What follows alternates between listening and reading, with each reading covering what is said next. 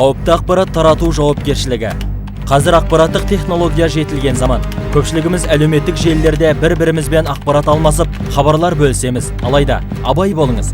Қазақстан Республикасының заңнамасы бойынша қауіпті ақпарат тарату заңмен қудаланып, қылмыстық жауапкершілікке алып барады. Мәселен, Қазақстан Республикасының қылмыстық кодексінің 174-ші бабы бойынша әлеуметтік, ұлттық, рулық, нәсілдік, тектік, топтық немесе діни алауыздықты қоздыру. Бұл іс-әрекеттерді бұқаралық ақпарат құралдары немесе ақпараттық коммуникациялық желілерді пайдалана отырып дайындау немесе тарату.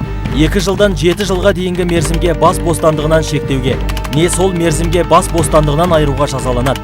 Байыптап қараңыз, экстремистік бағыттарда материалды жариялау арқылы біз оларды таратушы топтарға қызмет көрсеткендей, оларды қолдағандай боламыз. Міне, осы себепті бұл істерге заңдық тұрғыда тыйым салынған.